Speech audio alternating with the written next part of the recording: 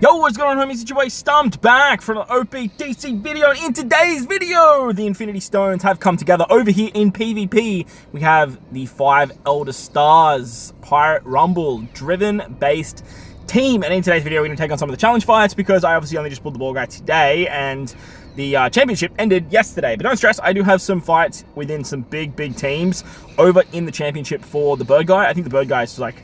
Mars is just incredible in Rumble. He's definitely the best of the 5, but obviously you need all 5 of them to make the 5 Elder team work. Now, respectively, they can all work exceptionally well over on their own teams. Mars works great on the shooter team, you have the powerhouse team for Peter, you have the striker team for Saturn, you have the slasher team for Ethan, and then you have the driven team, ironically, for Topman.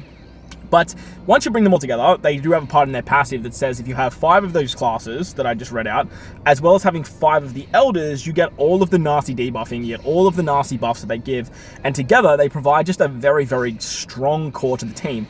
Downside is they're all legends, which means you are running a 5 legend team that opens the door to 1 PvP rare recruit or PvP legend, and lucky for us, we have 2 very good driven based characters that are PvP legends, one being the new S-Snake and the other being the PvP legend Pikqchu. So to start off with, I'm going to use PvP S-Snake over on the team. I do think that having S-Snake or Pikqchu in the front lines just holds so much value, and whilst I don't think Topman's bad by any means, I do think that he is the most beneficial on the bench. He has got great nuking capabilities.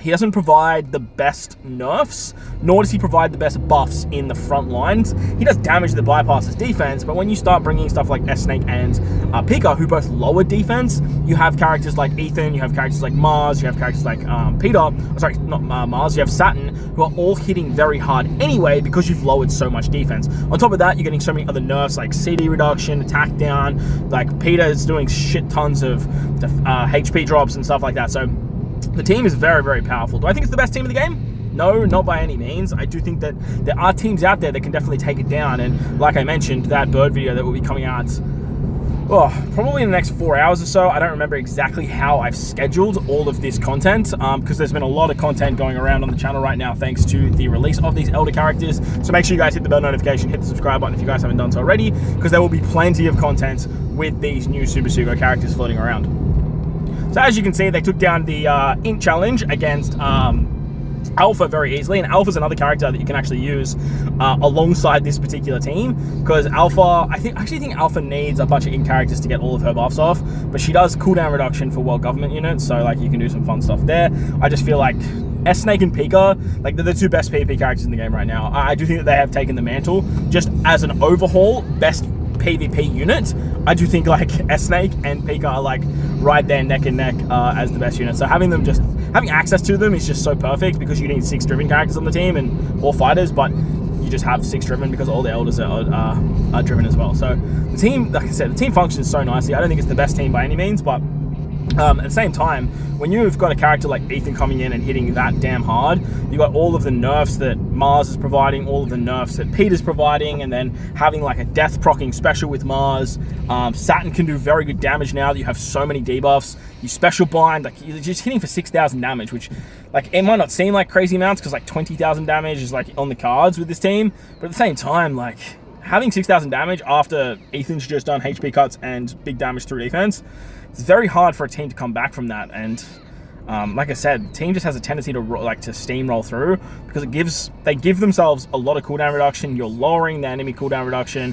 You're doing a lot of damage. You have forced outs. You have nerfs. Like it's just, you have so much going for you, which is really nice, to be honest. And I do think if you have this particular team, you're going to be able to do a lot in PvP for quite a long time.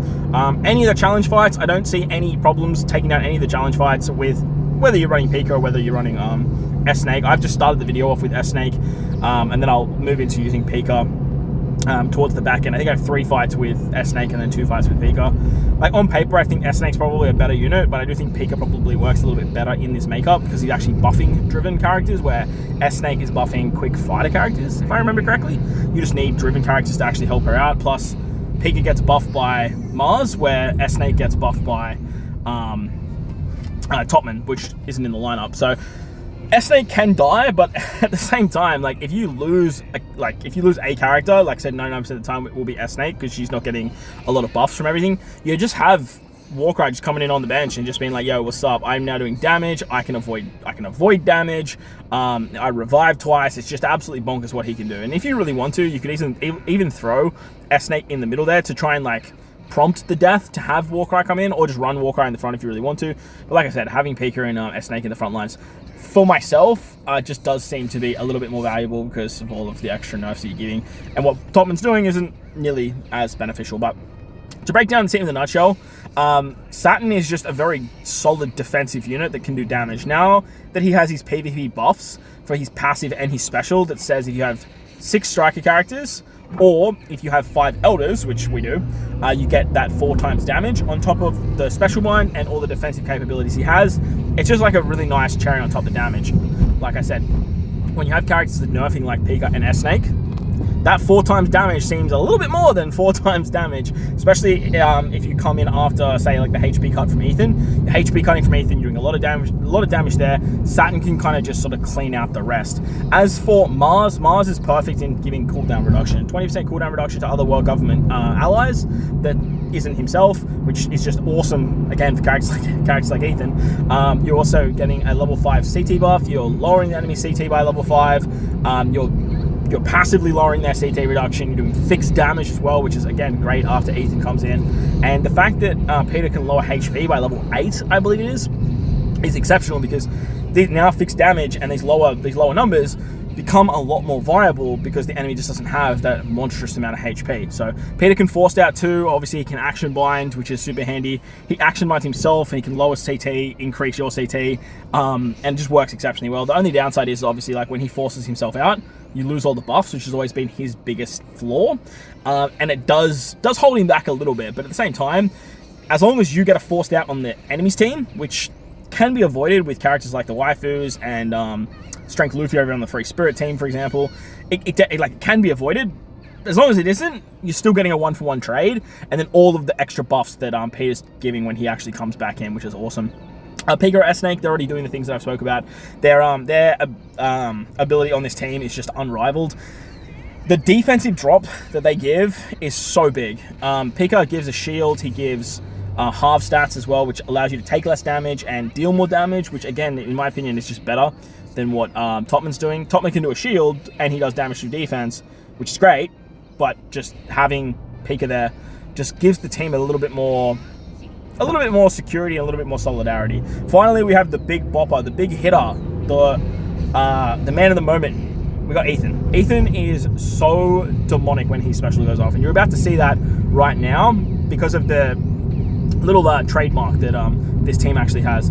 Ethan does a 20% HP cut, 3,000 fixed damage, and then proceeds to do 4 times his attack on top of another shot that bypasses defense. It's absolutely crazy how much damage this man has, and the little trump card that this team has in its back pocket is that if you actually kill Mars has the ability to give 100% cooldown to one attack style teammate, as well as give 100% haste to that teammate as well. And the only attacking style teammate you have on this particular team is Ethan. The pure benefit that Mars has of dying is you just get a free shot with Ethan, and just you can reflect a bunch of damage. On top of that, Mars has that ability to do 3,000 fixed damage. He gives 20% cooldown to the rest of your Celestial Dragon or World Government or Navy characters. And with that, you just have options to get Saturn specials off, to get Peter specials off. If you have Warcry come in for something like Pikqchu or S-Snake, you have that special too. So it's absolutely absurd what this team can do. And like I said, it's not the best team in PvP by all means, but at the same time, it's still such a strong team for using 5 legends. And the fact that they have characters like Pikqchu and S-Snake at their disposal as well to get all of the craziness that they have is just absolutely exceptional. So that's the team in a nutshell. Overall, just 1.3 times damage. Like, that's so much damage. Overall, the team is very, very strong. It definitely is up in the top echelons of like the uber best teams in the game. And if you have all 5 elders, give this team a try, because you can do some pretty fun things and some pretty fun, funky things. Like I said, if you're missing Pikqchu, you're missing S-Snake, you might just want to replace them with like another driven character.